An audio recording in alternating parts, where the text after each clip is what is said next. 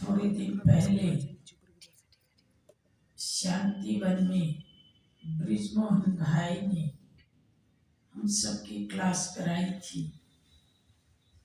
तो एक बात उन्होंने कही कि अब ब्राह्मण बनने का समय बीत गया, अब फरिश्ता बनने का समय है।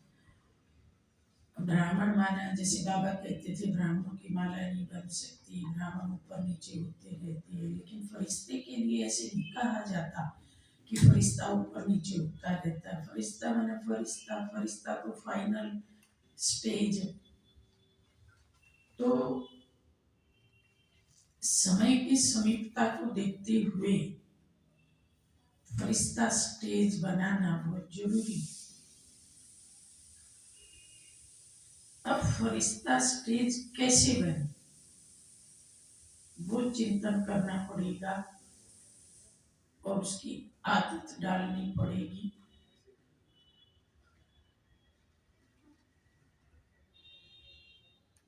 मैं इस क्लास को कराने से पहले एक बात याद कर रही थी कि दुनिया में जो सबसे सुंदर नाता है वो भाई बहन का नाता है, परम सुंदर नाता। भाई बहन का नाता बहुत सुंदर है। क्यों सुंदर है? क्योंकि आप 90 साल के व्यक्ति को भी भाई कह सकते हैं, आप 1 साल के व्यक्ति को भी भाई कह सकते हैं। भाई के रिश्ते में कोई लिमिट नहीं, आयु की लिमिट नहीं है, जाति की, धर्म की, कुल की कोई भी लिमिट नहीं। आप किसी को भी 100 साल वाली बुढ़िया को भी बहन कह सकते हो, 1 साल की बच्ची को भी आप बहन कह सकते हो। दूसरा, हर रिश्ते में कोई न कोई स्वार्थ या एक्सपेक्टेशन है। माँ और बच्चे के रिश्ते में भी माँ चाहेगी बेटा मेरी सेवा करे। एक भाई बहन का रिश्ता ऐसा है जिसमें एक्सपेक्टेशन कम से कम है, निस्वार्थ रिश्ता है। तो बाबा ने हमको इस रिश्ते की कदर करना सिखाया, इस रिश्ते का फायदा उठाना सिखाया, इस रिश्ते में कितना आनंद है बाबा ने हमको वो अनुभव कराया। लेकिन संगम युग में हमने इस रिश्ते का बहुत आनंद लिया, अब इससे भी हमको ऊपर उठना है। अब हम हो गए फरिश्ते। फरिश्तों में कोई फरिश्ता और कोई फरिश्ती नहीं होता, मेल फीमेल नहीं होता, बूढ़ा जवान नहीं होता। तो जैसे हमने आत्मा बनने की प्रैक्टिस की, अभी हमें फरिश्ता बनने की प्रैक्टिस करनी है।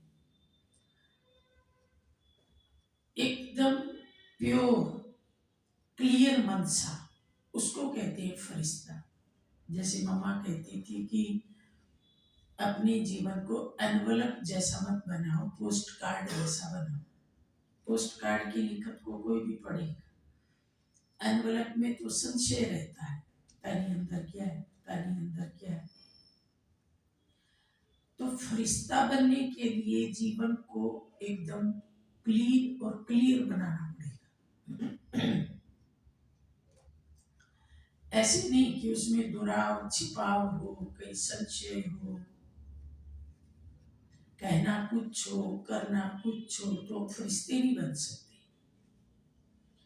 तो हमें चेक करना है कि क्या हमारा जीवन इतना क्लीन है, हम कहीं मुझे हुए तो नहीं, उलझे हुए तो नहीं है प्रश्नों में, पता नहीं ये ठीक है कि ये ठीक है, पता नहीं ये करूं कि ये करूं, मेरी किसी बात का किसी को पता ना पड़ जाए, छिपाऊं।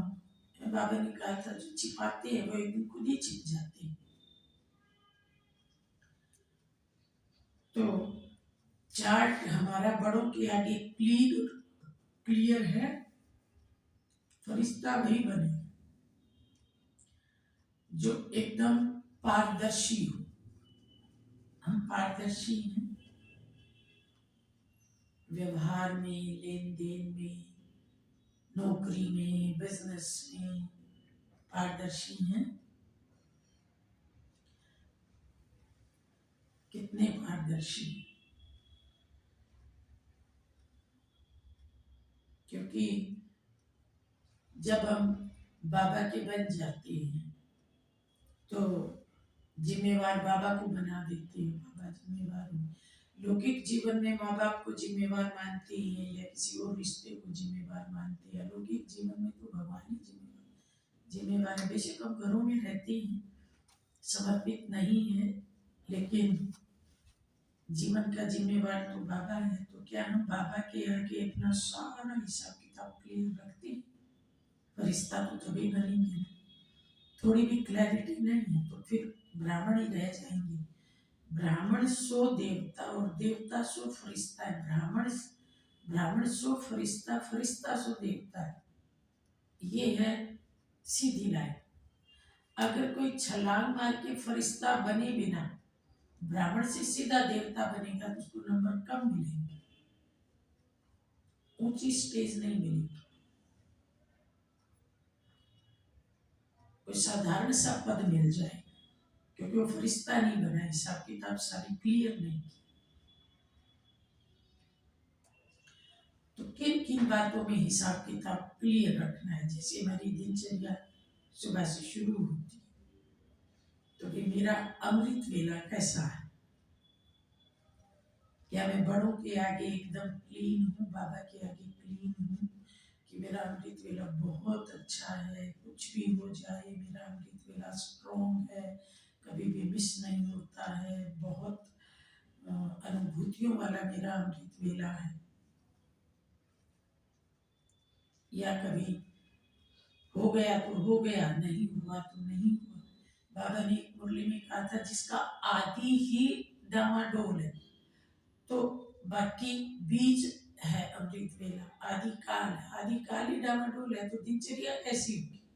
वो भी डामाडोल होगी। और जो आदि काल को स्ट्रॉन्ग बनाएगा वही सतयुग के आदि काल में आएगा,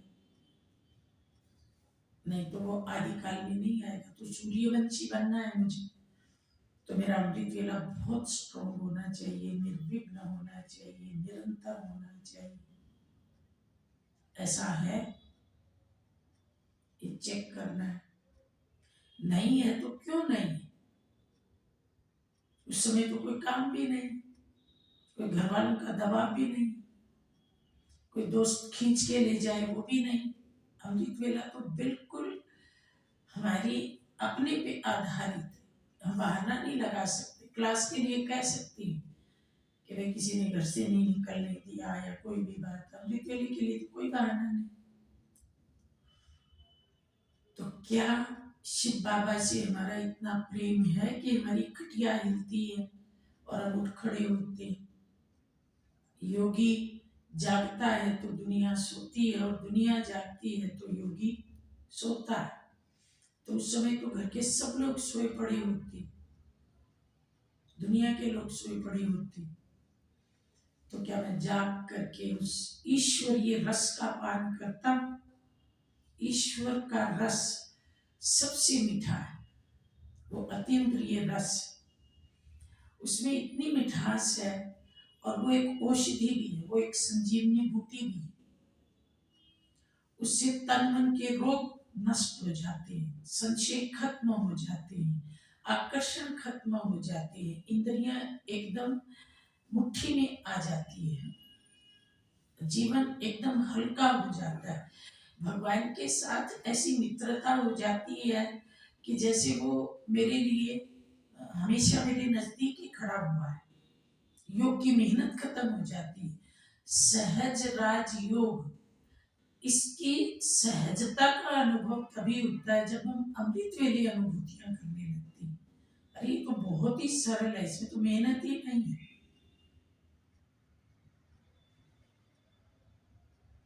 तो ब्राह्मण जीवन की नींव अमृत वेला क्यों नहीं हो पाता? या तो हम देरी से सोते, या तो हम रात को हैवी खाते, या तो हम टीवी और मोबाइल के गुलाम हैं। मोबाइल देखते देखते देखते करते करते करते 12 बजा देती। या तो हमारा धंधा ऐसा है जो देरी तक चलता है।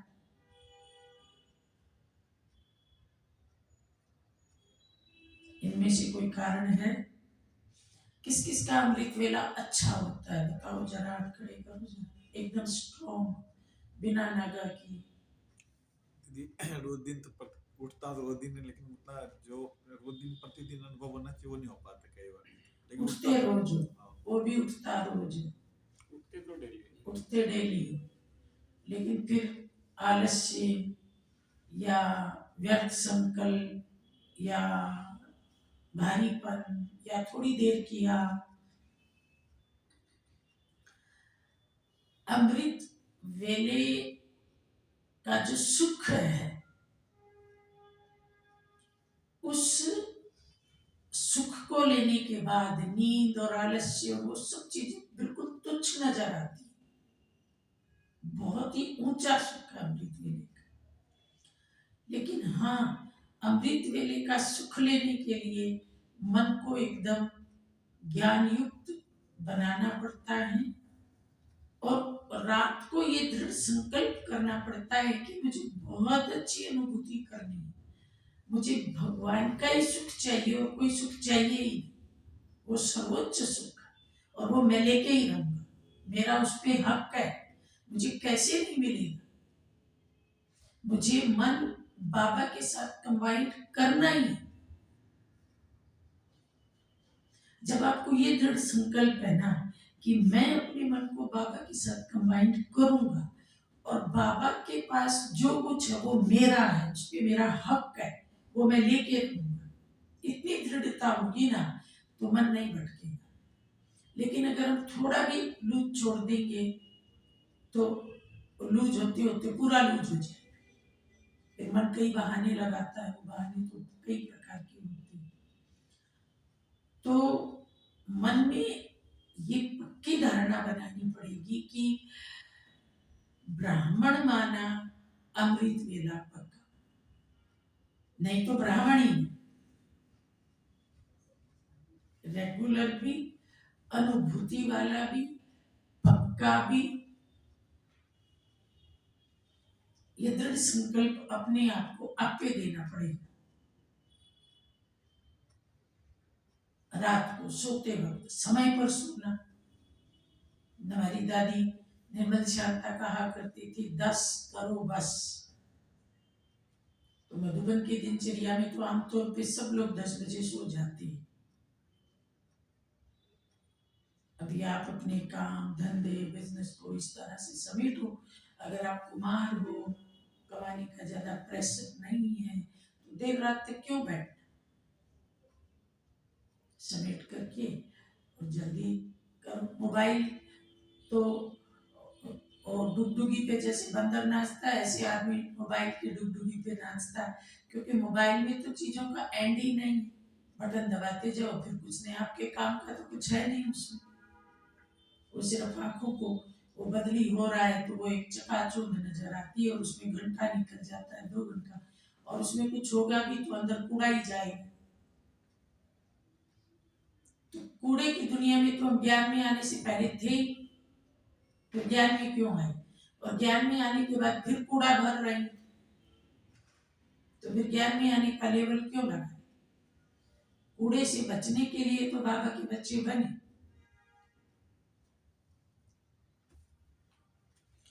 और उसमें जो लोग दिख रहे हैं वो हमसे बहुत अच्छे हैं क्या, स्क्रीन पे आ गए तो वो बहुत अच्छे हो गए, मतलब स्क्रीन पे कोई भी चीज आ जाए वो बहुत लुभावनी हो गई। बाबा तो कहता है सर्वोच्च ब्राह्मण, ब्राह्मण चोटी सिर के ताज ब्राह्मण, तो स्क्रीन पे चाहे सड़ा भुना गला कोई भी आ जाए वो मेरे देखने ही लायक, हम उसको देख रहे हैं अपने को नहीं देख रहे। मैं ब्राह्मण चोटी, भगवान के भी सिर का ताज, भविष्य में देवता बनने वाला, और वो रावण की औलाद उस पर घूमती है करती है, कोई कैसा कोई कैसा, उसको हम खुद देखते हैं घूम घूम के, बार बार देखते हैं। क्यों भाई, अपनी महानता का एहसास नहीं, कि मैं कितना महान। पांडव बैठ करके कौरवों के दृश्य देखे,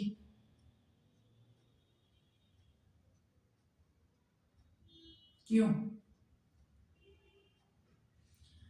जरूरत की चीज देखो और फिर मन को इतना नियंत्रित करो कि जरूरत की चीज पूरी होते ही वो चीज हाथ से छूट जाए। इतना मन के ऊपर अंकुश चाहिए, मन के ऊपर इतना ताला चाहिए। बाबा ने जब मोबाइल नहीं थे तब कहा था एक बार कि जो नीचे का टीवी देखता उसको ऊपर का टीवी दिखाई नहीं देता। तो जो नीचे की स्क्रीन में फंसा हुआ है उसको परम धाम की स्क्रीन दिखेगी नहीं, बाबा दिखेगा नहीं, योग लगेगा नहीं, अनुभूति होगी नहीं। तो अगर ये माया है तो इस माया के तो पर काटे बिना योगी बन नहीं सकते।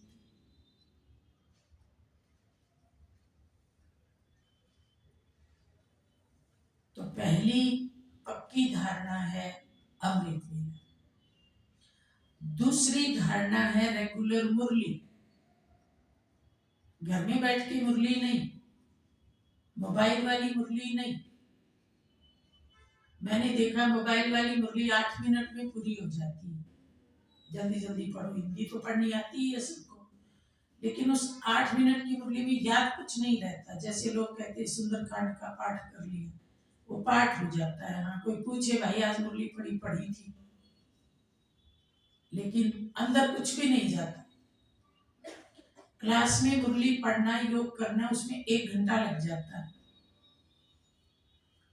और सबके बीच में हम जो चीज सुनते हैं वो अंदर अधिक जाती है।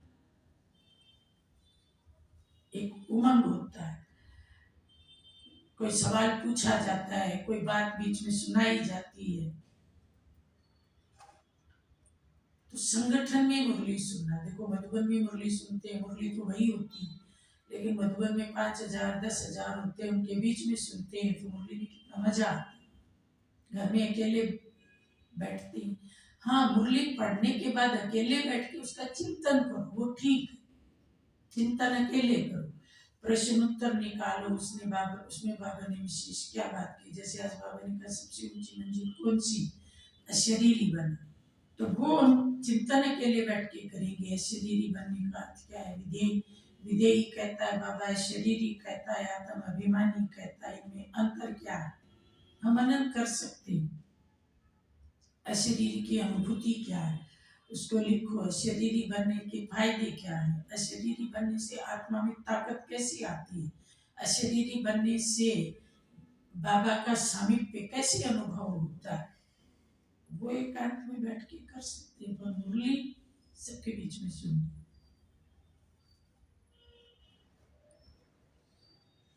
और मुरली के बाद फिर आप सब रोज मुरली सुनते हो मोबाइल वाली कि या क्लास वाली? मोबाइल वाली। मोबाइल वाली। अब देख लो मोबाइल वाली मुरली हमें कितनी ताकत देती है। कोई देख थोड़े रहा है, 8 की जगह 5 मिनट भी पढ़ ली, प्रश्न उत्तर सार पढ़ लिया, कोई देख थोड़े रहा है।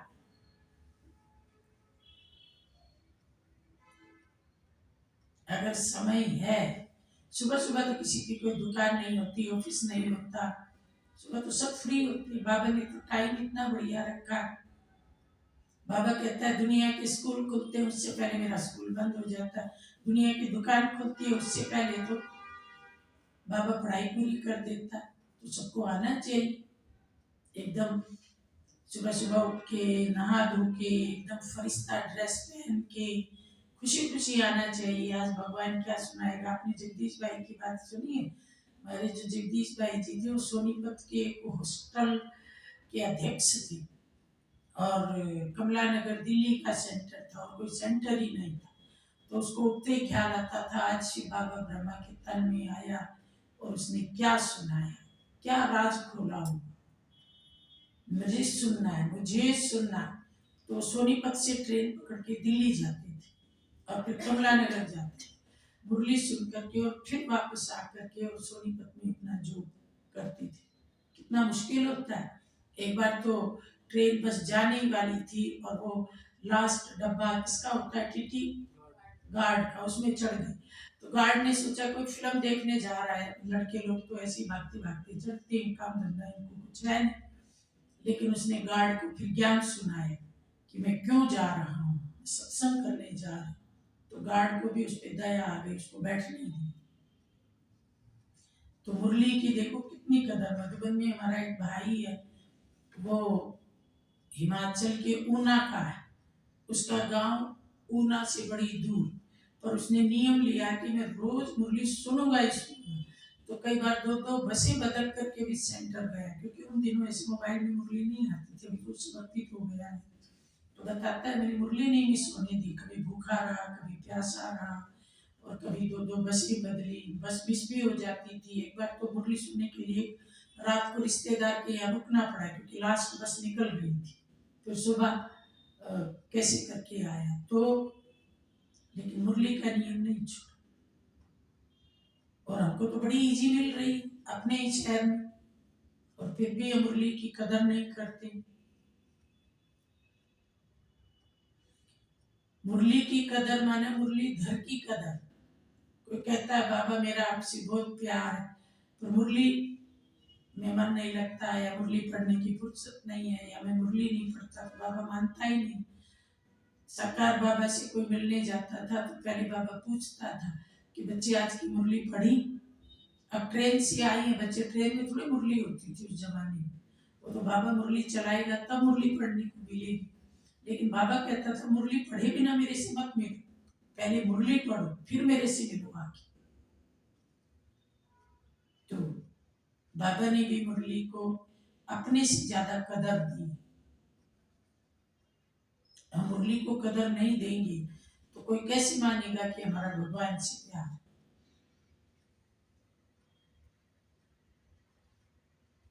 और मुरली के आधार पर फिर हमारी दिनचर्या भी शक्तिशाली बनती है, क्योंकि मुरली के बाद रोज की दिनचर्या शुरू होती है। मुरली में बाबा धारणाएं बताता है कि भाई आपको अपनी दिनचर्या में क्या करना है, क्या नहीं करना है। बहुत प्रकार की धारणाएं हैं। जैसे बाबा ने एक धारणा बताई कि दिन भर में आपको व्यक्ति मिलते हैं, दुकान में कोई व्यक्ति है तो ग्राहक मिलते हैं, ऑफिस में है तो भी उसके साथ लोग होते हैं, खेती वाला है तो भी उसको मिलते हैं, दिन भर में लोग तो मिलते ही। तो बाबा ने मुरली में कहा दिन भर में जितने भी व्यक्ति मिले उनके प्रति आत्मिक भाव चाहिए। अब मुरली सुनेंगे तो याद रहेगा, आज बाबा ने कहा था कि व्यक्ति के प्रति आत्मिक भाव चाहिए, मुरली सुनेंगे ही नहीं तो भाव बनेगा कैसे।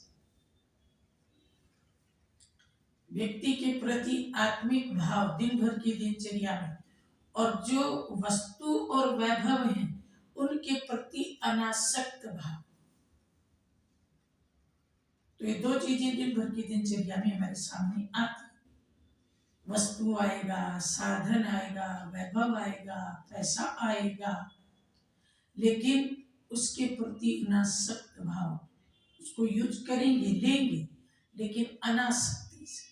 ये है श्रीमत। जो अनासक्त भाव से उसको यूज करेगा उसके आगे वो दासी बनेगा, और जो आसक्ति से यूज करेगा उसके लिए वो फंसाने वाली माया बनेगा। तो मुरली सुनेंगे तब तो ये बातें याद रहेंगी। जो भी मिले उसके मित्र बन जाओ, उसको ज्ञान सुनाओ। अभी एक मुरली आई, प्यार से बात करो, मित्र बन जाओ। तो मुरली सुनेंगे तो याद आएगा बाबा ने मित्र बनने की बात कही। इसको मैं ज्ञान की दो बात सुना। मुरली नहीं सुनेंगे तो वो जीवन में उतरेगा कैसे। बाबा ने कहा अगर आपकी दुकान है तो उसमें भी चित्र लगाओ, लोग तो देख के खुश हो जाएंगे, ये भगत आदमी, ग्राहक आपके बढ़ जाएंगे, ये भगत आदमी, ये ठगी नहीं करेगा। तो मुरली सुनेंगे तब तो ये फॉलो करेंगे।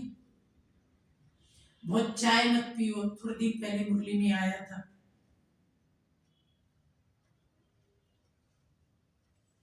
अभी एक मधुबन में भाई आया था, उसने बोला बहन जी मुझे आपसे एक बात पूछनी है। तो मैं LIC का एजेंट हूँ। बाबा कहता है चाय मत पियो, लेकिन जब मैं किसी के घर में जाता हूँ और मुझे उसको अपना ग्राहक बनाना है, तो अगर मैं उसके साथ चाय नहीं पीऊंगा तो उससे बात कैसे करूंगा। तो देखो बहन जी, चाय पीनी तो जरूरी है ना बिजनेस बढ़ाने के लिए। वो मुझे कन्विंस कर रहा था कि बहन जी हाँ कर दे, कि यार चाय पीनी जरूरी है बहन जी। ऐसे तो लोग बैठते ही नहीं है पास में। अब चाय बनेगी तो वो बैठेंगे, फिर कुछ बातचीत होगी। तो मैंने उसको पूछा, नॉन वेज खाने वाले, मछली खाने वाले लोगों के घर तू चाय पिएगा? बोला ना ना, ऐसे लोगों को तो मैं ग्राहक बनाने ही नहीं जाता हूँ। मैं तो अच्छे जानता हूँ, मेरे सात्विक घर है, उन घरों में जाऊंगा अपने ग्राहक बनाने के लिए। तो पीनी चाहिए ना बहन जी, बिजनेस तो बढ़ाना है, पैसा ही नहीं होगा तो काम कैसे चलेगा। मैं सुनती रही, फिर मैंने कहा अच्छा मान लीजिए तो एक दिन में 10 घरों में जाएगा और 10 बार चाय पिएगा, तेरे कलेजे का क्या होगा। एक तरफ तो धन बढ़ाएगा और दूसरी तरफ अपने कलेजे को जलाएगा, और फिर उस जले हुए कलेजे को ठीक कराने के लिए वो धन लगाएगा। तो कई बार हमको लगता है कि हम ठीक कर रहे हैं, हमारा तर्क ठीक है, हम जो सोच रहे हैं वो ठीक सोच रहे हैं, तो वो ठीक नहीं होता है। मैंने कहा इससे अच्छा तुम गर्म पानी लो उनसे, कि भाई मुझे गर्म गुनगुना पानी, तो घुट घुट के पानी पीता है और उनसे बात करता है। वो भी खुश हो जाएंगे, हमारे पास एक ऐसा तपस्वी आया जो चाय नहीं पीता, अच्छा प्रभाव पड़ेगा। तो दिन भर की दिनचर्या में हम जो काम करते हैं, क्या वो हम श्रीमत प्रमाण करते हैं? धंधे के लिए भी तो श्रीमत है। धन का लेन देन कैसे करना है, बिजनेस कैसे करना है, सब बाबा ने श्रीमत दे रखी। कोई ऐसी चीज अपने बिजनेस में यूज नहीं करनी जो बाबा को पसंद नहीं। अगर दुकानदार है तो बीड़ी सिगरेट गुटखा नहीं बेच सकता, सब्जी वाला है तो प्याज लहसुन नहीं बेच सकता, क्योंकि हम नहीं खाते तो हम बेचेंगे क्यों। तो क्या धंधे में श्रीमत पालन हो रही? अगर वो किसी ऑफिस में है तो रिश्वत नहीं ले सकता, कोई दगाबाजी झूठ ये धंधा नहीं कर सकता।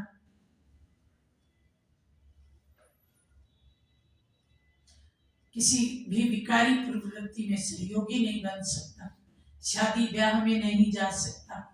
ये बाबा ने नियम बताए, क्योंकि अछूतों के संग से तो अछूतपना आ जाएगा। सेफ्टी के लिए नियम है, बंधन नहीं, इस सेफ्टी के लिए नियम। बाहर बाजार का नहीं खा सकता, खाएगा तो जो बनाने वाला उस जैसी बुद्धि बनेगी, उसकी बुद्धि भी तो आएगी साथ में। धन के लेन देन में भी बाबा ने नियम बताए। मैं हमारी जो देहरादून की प्रेम बहन थी, वो चंडीगढ़ में कई बार आया करती थी, तो उसने कहा एक बार बाबा ने मुरली चलाई, किसी बच्चे ने किसी को उधार दिया, क्लास में लेन देन कर लेते हैं ना आपस में, तो बाबा ने मुरली चलाई कि किसी को उधार नहीं देना है, लेना भी नहीं है देना भी नहीं, ब्राह्मणों का धंधा ही नहीं है ये, तो लेना चाहिए क्या उधार। शुरू से बाबा ने कहा था उधार नहीं लेना। जैसे कई लोग कह देते हैं कि भाई चलो आश्रम बना लेते हैं, किस्तों पे ले लेते हैं, बाबा की मना थी। अच्छा किस्तों पे गाड़ी खरीद लेते हैं, बाबा की तो उससे भी मना है, जब हाथ में पैसा आए तभी करना, कर्ज मर्ज होता है, कर्ज लेना ही नहीं। तो बाबा ने कहा था कि अगर आप किसी को कर्ज देते हो, तो बाबा ने कहा था देने वाला का तो पैसा जाएगा और मेरा बच्चा जाएगा, क्योंकि जो कर्ज ले लेता है वो फिर क्लास नहीं करता, क्लास छोड़ देता है। क्यों छोड़ देता है? क्योंकि जिससे कर्ज लिया वो मांगेगा, तो सोचता है मैं क्लास में ही ना जाऊं, ना रहेगा बांस ना बजेगी बांसुरी। दादरी में एक महिला विडो थी, अभी भी है, तो उसकी बेटी को बेटा हुआ। हरियाणा में एक रिवाज है कि जब बेटी को बेटा होता है तो माँ बाप कुछ सामान देते, उसको छुच्छक बोलते। तो उसने बोला कि मेरे को छुच्छक देना है। उस जमाने में 5,000 रुपए में अच्छा छुच्छक बन जाता था। तो क्लास में एक पेंशनर भाई आता था जिसकी पेंशन अच्छी थी और मियाँ बीबी के बाल बच्चे थे नहीं। उसने उससे उधार ले लिया, बहन जी को बताया नहीं, और उस भाई ने भी 5,000 रुपए उसको दे दिया। उसने छुच्छक दे दिया अपनी बेटी को। कहा ये था कि मैं 1-2 महीने में आपको पैसे दे दूंगी, लेकिन वो विधो आमदनी का कोई साधन नहीं। तो 2 महीने तो वो भाई चुप रहा। 2 महीने के बाद क्लास में आते ही सबसे पहले देखे धनपति कहाँ बैठे। अब धनपति तो आई नहीं, दरवाजे से कोई भी प्रवेश करे धनपति तो नहीं, धनपति तो नहीं। अब धनपति तो आती नहीं है क्लास। अब उसका योग किससे लग गया? धनपति के साथ लग गया। अब मान लीजिए वो कभी 15 दिन में आ गई, ढूंढ ली, धनपति पैसे कब देगी? वो कहती अभी हाथ में आई नहीं है, दूंगी दूंगी। तो परेशान हो गया, बहन जी के पास आया। बहन जी ने कहा इसने मेरे 5,000 ले लिए, देती नहीं है। बहन जी ने कहा मेरे से पूछ के किया था? लेते समय कब पूछा था? ना इसने ना तुमने। तो क्या हुआ? दोनों को नुकसान है, देने वाले को भी और लेने वाले को भी। देने वाले को नुकसान इसलिए कि उसे वापस नहीं मिलना, और लेने वाले को नुकसान इसलिए है कि क्लास छूट जाएगी, क्योंकि रोज की टोका टोरी कौन सुनेगा?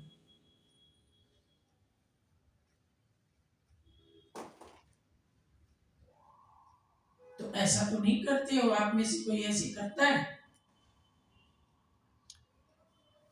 दीदी जैसे बरस तो ले लेते हैं फिर देते हैं, मतलब अब बड़मन परिवार है हमारे, जैसे कभी जरूरत पड़ते तो बरस तो ले लेते हैं। मैं ये पूछती हूँ, कुमारों को धन की जरूरत क्यों पड़ती है भाई?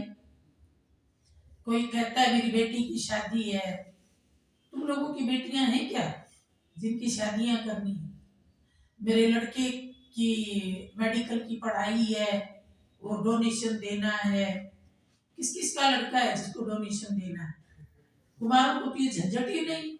कुमार का तो इकलौते का पेट होता है, और वो पेट तो मेरे हिसाब से 20-25 हजार तनख्वाह उसमें भी बढ़ जाता है। तो कुमार को काहे को पैसे लेने की जरूरत है?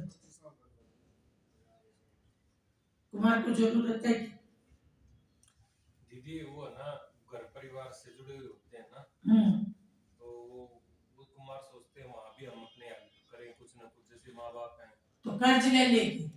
दीदी कर्ज नहीं, जैसे ऐसे सोचते हैं। कई बार होता है कि जैसे मैं काम करता हूँ, कई बार हाँ। पेमेंट जरूरत होता है हमारे को, 2 दिन पेमेंट लेट हो किसी के सर पे, इन्हें देना ही देना है, हमें आगे पीछे स्पेशल लेट होना है तो हमें लेना पड़ा, फिर दे देते। इसी तो नहीं कि भाई रख लो यार कुछ ऐसा। काम को ऐसा करो ना, जब आप धंधे को बहुत ज्यादा बढ़ाते हो तब धन की जरूरत है। आप अगर बाबा के पक्के कुमार हो, आपको केवल अपना पेट भरना है, मतलब बहुत जमा करने की और भविष्य की चिंता नहीं है, तो काम ऐसा करो ना कि उसमें लेन देन तो मर्ज है, कर्ज तो मर्ज है। कर्ज लेने वाले के रातों रात बाल सफेद हो जाते हैं। एक भाई मिला था मुझे, उसने कहा बहन जी मेरे रातों रात बाल सफेद हो गए कर्ज के कारण। ऐसा कभी नहीं। हाँ, उड़ भी जाते हैं और सफेद भी हो जाते हैं। कर्ज तो मर्ज है दीदी, ऐसा लेन देन नहीं हमारे ऊपर।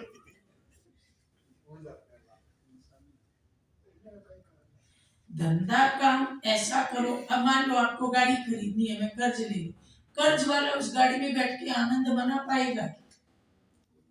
वो कर्ज का प्रेशर इतना होगा, गाड़ी में बैठेगा तो भी वो बोझ चढ़ करेगा, इतना कर्ज है इतना। तो भैया फिर सस्ती गाड़ी ले लो, 15 लाख वाली की जरूरी है? 5 वाली ले लो, 5 ही हाथ में है। कहती उतनी उतना पांव पसारिए जितनी लंबी सोड़ जितनी लंबी है, रजाई जितनी लंबी है, उतने पांव पसार।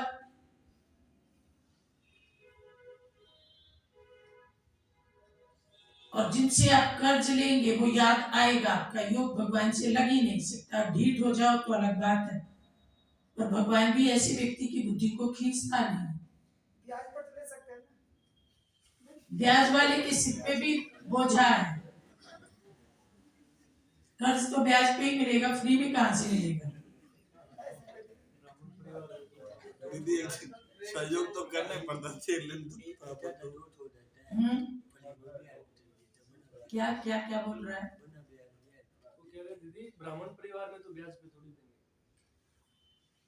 ब्राह्मण परिवार में ब्याज पे कोई बिना ब्याज के थोड़ा बहुत मिल जाएगा,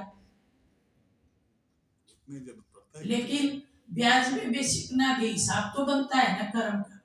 आज बेसिक मैं आपको कोई चीज दे दूं और मैं उसके बदले कुछ ना लूं, लेकिन आपका मेरे साथ हिसाब तो जुट गया ना। 63 जन्म तो हमने हिसाब जोड़े, अब संगम पे भी हम हिसाब ही जोड़ने में लगे हुए, तो हिसाब कटेंगे। मैं कल वहां राणा जी के यहाँ सुना रही थी कि मान लीजिए मेरा एक खेत है बहुत बड़ा, और कोई व्यक्ति आता है कि बहन जी मुझे काम दे दो। मैं कहती हूँ भैया एक खेती में तुम काम कर लो, बदले में क्या लोगे? वो कहता है मुझे सिर्फ रोटी दे दो, कपड़ा दे दो, तनख्वाह मुझे नहीं चाहिए। तो मैं तो खुश हो गई, फ्री का नौकर है। मैं उसे बासी रोटी दे देती हूँ, फटे कपड़े दे देती हूँ, और वो मेरे खेतों में खूब कमाई कराता है और मुझे खूब कमाई होती है। तो मैं खुश हूं ना कि मुझे फ्री का नौकर मिल गया, मैं खुश हूँ। और वो 10 साल काम करके शरीर छोड़ देता है। ये मेरे ऊपर कर्ज उसने लिया नहीं, कोई बात नहीं, लेकिन कर्ज तो है ना। मैं गुरु से महीने के मिनिमम 10,000 भी तनख्वाह देती, तो 120,000 एक साल का, और 10 साल का कितना बनेगा ब्याज से काउंट कर लो। उस व्यक्ति का इतना मेरे पे कर्ज, उसने मांगा नहीं, वो अलग बात। अब अगले जन्म में क्या होगा कि मान लीजिए मैं उसकी भाई बन गई, या मैं उसका सबॉर्डिनेट बन गई, या वो नौकर बना और मैं मालिक बन गई, तो मैं उसकी तनख्वाह कम दूंगी, उसको दूंगी भी नहीं। वो कहेगा देखो मेरा मालिक कैसा, मुझे तनख्वाह नहीं देता, लेकिन ये पिछले जन्म का हिसाब चुकता हो रहा है। तो अगर आपको कोई बिना ब्याज के पैसे दे भी देगा, ब्याज नहीं लेगा, लेकिन आप उसके कर्जदार तो हो ही जाएंगे, क्योंकि कर्म तो अपना फल लेके ही रहेगा, कोई मांगे या ना मांगे। दीदी आजकल कुमार भी तो सिंपल नहीं रहेगी ना, बड़े बड़े फोन चाहिए, गाड़ी चाहिए, सोच प्रोग्रेसिव सोच है दीदी, आगे से आगे। प्रोग्रेसिव सोच ये होनी चाहिए कि मैं फरिश्ता बनूं, बाप समान बनूं। गाड़ियों वाले कुमार तो बतेरे सड़कों पे जुतियां चटकाते घूम रहे, उन कुमारों की बराबरी करनी है। कर्ज ले लेके गाड़ियां खरीदने वाले तो बतेरे, हाई फाई जीवन वाले तो बतेरे, मुझे किसकी बराबरी करनी? उनकी बराबरी करनी है तो फिर मैं कुमार और ब्राह्मण जीवन का लेवल क्यों लगाता हूँ? दीदी जो ब्याज पे दे रहा है तो वो भी तो इनकम, जो बिगर मेहनत की इनकम है ना, उसके पास भी तो वो आ रही है, तो उसका भी तो हिसाब किताब बनेगा। बहन जी मुस्लिम धर्म में लोग ऐसा मानते हैं, लेकिन बाबा ने तो ब्याज पे देना और लेना दोनों ही मना किया है। ब्याज पे धन उधार देना भी नहीं, वो भी तो मना है ना। आपके पास ज्यादा धन है आप सेंटर बनाओ, आपके पास ज्यादा धन है आप सेवा में लगाओ। ब्याज पे कमा कमा के कहाँ जाओगे? कौन सी बोरियां भरोगे? और बोरियों में भरे हुए नोट गधी भी नहीं खाएंगे, आने वाला वो टाइम आने वाला है।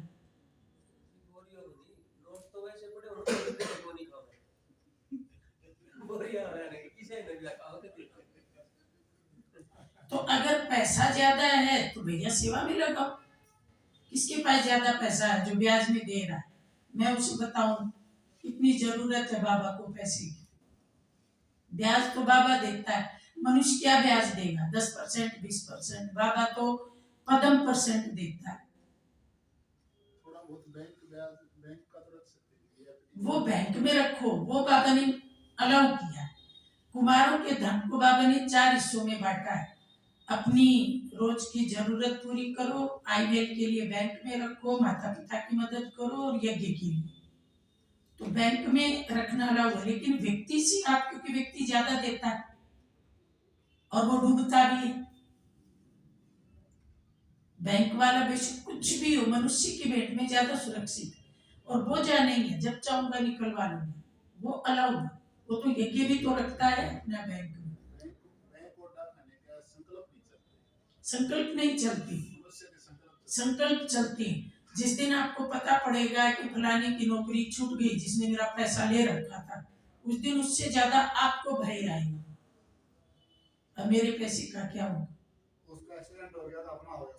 हाँ बिल्कुल। उसकी 2-4 दिन में अपडेटिंग रखनी पड़ती है, ठीक ठाक है। उसको हमारा क्या अपने हो गया, तो जो बाबा की श्रीमत है, धन के संबंध में उधार लेना नहीं, उधार देना। श्रीमत ये कहती। श्रीमत में मनमत मिक्स करते हैं तो फिर वो तो मनमत का रिजल्ट फिर आएगा भी सामने। लेकिन एक बार ना मैंने एक व्यक्ति को 1 लाख रुपए दिया, 2 दिन के लिए गया, वो नेक्स्ट डे फोन करता है, आज मैं मरते मरते बचा, बस से उतरा और एक्सीडेंट होने वाला था। मेरे को लगा 2-4 दिन तो आराम पड़ेगा कम से कम। आपके लिए नहीं है, 2 दिन का लेना भी संकल्प लगा देता है। इसका मतलब ये बहुत लालची आदमी है। 2 दिन का लेना भी संकल्प चला देता है। बाबा ने जो बात कही है उसमें बहुत दम है। तो देखो, इतनी ऊंची श्रीमत और कौन देगा? ये जो ब्याज वाली बात इस बहन ने कही ना, मुस्लिम धर्म में ये माना जाता है कि जो ब्याज खाता है वो कौन सा बोलते हैं, मतलब वो बिना कमाई का खाता है। ब्याज लेना मुस्लिम धर्म में पाप माना जाता है, ब्याज मतलब। लेकिन सनातन धर्म में ऐसा कहीं नहीं है, क्योंकि ब्याज के लिए भी आपने पैसा कमाया तो है ना, आखिर का फ्री में तो नहीं मिला ना। और आपके पैसे से दूसरा आदमी कमा रहा, आपने पैसा दिया, उसने उद्योग लगाया, वो उस उद्योग से लाखों कमा रहा है, तो वो आपको अगर 1% वापस दे रहा है, उस तरह से पाप नहीं माना जाता है सनातन धर्म में। लेकिन बाबा ने इसको इसलिए कहा कि ये भगवान से उद्योग नहीं लगने देगा।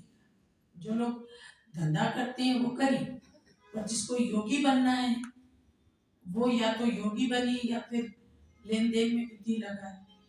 श्रीमत बाबा की बुद्धि योग को बचाने के लिए।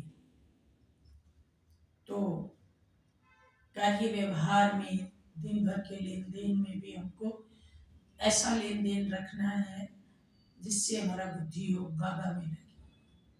और अपने बुद्धि योग का हर एक को पता होता है कि बाबा को छोड़ के ये कहाँ कहाँ जा रहा है।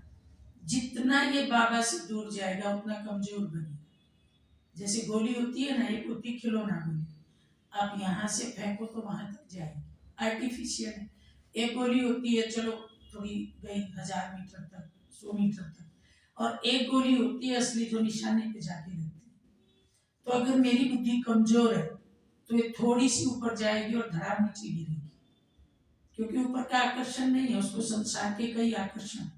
मैं कहूंगा बुद्धि ऊपर जाए, वो छत तक जाके धड़ाम नीचे आए। लेकिन अगर मेरी बुद्धि पावरफुल है तो मैंने संकल्प किया और सीधी परम धाम जाके ही रुकी, उससे पहले रुकेगी। तो अगर पावरफुल बुद्धि बनानी है तो नीचे का समेटना पड़ेगा।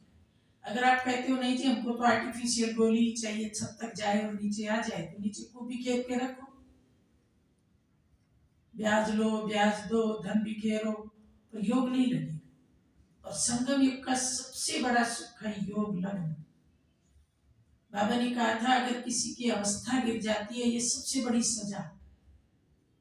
धर्मराज क्या सजा देगा? अवस्था गिरना ही सजा। तो अगर धंधा करते करते हम इस तरह से चलते हैं कि हमारी अवस्था ही नहीं बनती, तो ये तो संगम युग की सबसे बड़ी सजा है। हमने संगम युग का सुख ही नहीं ली। भगवान आए और भगवान का सुख लिया ही नहीं। दुनिया का दुख तो हमारे पास पहले भी था, बुद्धि भटकती थी, मन चंचल था, वो कल भी था, आज भी है। फायदा क्या होता है? संगम युग का सुख मतलब मर्यादा प्रमाण, मतलब श्रीमत प्रमाण। और फिर सारा दिन काम धंधा करके शाम को आके फिर योग करो। धंधा तो सिमट जाना चाहिए। 6-7 बजे तक नौकरी वाला नौकरी से आ जाता है, दुकान वाला होता है तो देर तक बैठा रहता है, अदरवाइज तो आ ही जाते हैं। शाम को फिर दादी जानकी ने कहा था, जो नमाज शाम का योग नहीं करता वो कभी फरिश्ता नहीं बन सकता। क्यों? क्योंकि नमाज शाम का योग उसी लगेगा जिसकी दिनचर्या श्रीमत प्रमाण रही होगी। दिनचर्या श्रीमत प्रमाण रही होगी तो उसको खींच होगी। शाम हो गई बाबा के पास जाऊं, शाम हो गई बाबा के पास जाऊं। नहीं तो कहेगा मैं काम तो कर रहा हूँ, खाली थोड़े बैठा हूँ, कमा तो रहा हूँ। बाबा ने कहा है क्या ना कमाऊं? मैं कमाई तो कर रहा हूँ। मन को तसल्ली देता रहेगा, उलझा रहेगा। और रात को फिर बाबा ने श्रीमती चार्ट लिखो। जैसे घाटे नफे का हिसाब दुकानदार रखते हैं, तो आप भी बहुत बड़े बिजनेसमैन, तो अपना चार्ट दो, आज क्या गलती हुई, दृष्टि, वृत्ति, कृति, वाणी, किसके द्वारा क्या मिस्टेक हुई जो श्रीमत प्रमाण नहीं थी, वो बाबा को सब लिख करके दो, सुनाओ। और फिर बाबा ने कहा था, जो बच्चे रोज रात को अपना चार्ट लिख देते हैं और रोज का खाता रोज क्लियर कर देते हैं, उन्हें धर्मराज की सजा नहीं मिलेगी, क्योंकि उनका खाता इकट्ठा ही नहीं होता। लेकिन आज मेरे 2 पाप बच गए, कल मेरी तीसरी गलती बच गई, आज एक मर्यादा का उल्लंघन हुआ, कल 2 का हुआ, जुड़ते जुड़ते वो इतना बड़ा खाता हो गया, तो वो तो फिर ऊपर ही जाके क्लियर होगा। तो बाबा ने कुमार जीवन दिया। कुमार कुमारी संगम युग पे सबसे अधिक भाग्यशाली है। केवल कुमारियां ही नहीं, कुमार भी बहुत भाग्यशाली है। कुमारियां सेंटर पे आ जाती हैं, अंदर का जीवन सुरक्षित जीवन है। लेकिन कुमारों को ये फ्रीडम है कि वो कभी भी कहीं भी जा सकते हैं। बहनों को तो बंधन है, रात को नहीं निकल सकती, अकेली नहीं निकल सकती, घर के अंदर रहती। कुमारों को देखो आज की दुनिया में कितनी फ्रीडम है, कोई भी काम कर सकते हैं, कहीं भी जा सकते हैं। तो अपनी इस फ्रीडम का सेवा में फायदा उठाओ। भाई हम कोई भी काम करेंगे, भारी काम कर सकते हैं, स्वतंत्र है, निर्बंधन है और मालिक है। अपना बनाओ और अपना खाओ, जो चीज पसंद है वही खाओ। कोई भाभी के हाथ का खाता है, कोई माँ के हाथ का खाता है, क्यों भाई? मालिक बनो, अपनी मर्जी से अपने हिसाब का बनाओ, जो पसंद है वो बनाओ। बाबा ने तो एक वो बताते हैं ना, बाबा के सामने 3 भोग गए, एक मधुबन का भोग था, एक सेंटर का भोग था और एक कुमार का भोग था। तो बाबा ने किसको सबसे ज्यादा नंबर दिए मालूम है? कुमार वाले को, क्योंकि कमाया भी खुद, बनाया भी खुद, लगाया भी खुद। अब सेंटर वाले भोग में कमाता कोई और है, बनाता कोई और है, लगाता कोई और है। मधुबन वाले भोग में भी ऐसे ही आता है, कमाता कोई और है, बनाता कोई और है, लगाता कोई और है। पर यहाँ तो तीनों काम एक आत्मा कर रही। 3 गुना नंबर हो गए ना, तो आपको 3 गुना नंबर लेने का मौका भगवान ने संगम युग पे दिया। फायदा उठाओ इसका। सिर्फ ताली नहीं बजाना, करना भी है। करते हैं दीदी, हमारे बड़े भाई करते हैं। बड़ों के साथ छोटों को भी तो करना है।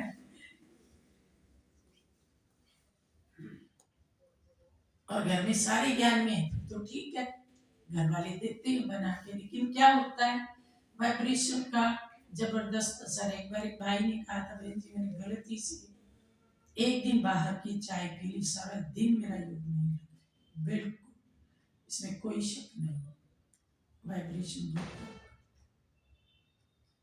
तो अगर आप इन मर्यादाओं का ध्यान रखेंगे तो सुरक्षित रहेंगे, नहीं तो सीता की तरह रावण उठा के ले जाएंगे। मर्यादा के लकीर से बाहर निकले और कई लोग आइसक्रीम ठंडा वगैरह ये पी लेते हैं, ये पीना चाहिए? आइसक्रीम आइसक्रीम आइसक्रीम तो शरीर के लिए ही खतरनाक है। टू मच ठंडा शरीर के अनुकूल नहीं है। और लोग कहते हैं मशीन मेड कुछ नहीं होता। आदमी के वाइब्रेशन तो जाते ही नहीं। मशीन के भी पास तो कोई खड़ा ही रहता, वो लालच से देख रहा है आइसक्रीम मुझे नहीं मिलती, इतनी बनती है। खाने वाले में भी लालच की वृत्ति आई। मशीन मेड कुछ नहीं। और जहाँ वो उसका मटेरियल तैयार होता है वो सारे ही तो विकारी लोग हैं, काम क्रोध लोभ अहंकार से भरे हुए। वो उसमें दृष्टि डालते हैं, वो मशीन में डालते हैं, वो उसको निकालते हैं, वो उसकी पैकिंग करते हैं, फिर वो उसको डिस्ट्रीब्यूट करते हैं। तो सारे ही तो दृष्टि डालने वाले। यहाँ तो कहते हैं किसी की दृष्टि पड़ गई तो ये चीज नहीं खानी, और वहां तो देखो कैसी कैसी दृष्टि पड़ती है। दीदी जैसे गुड़ होता है, फिर उसके हिसाब से दूध होता है दीदी। गुड़ बनाते हैं ना बहन जी। गुड़ और आइसक्रीम में अंतर है। गुड़ खाने का लालच लोगों को इतना नहीं आता है जितना आइसक्रीम का आता है।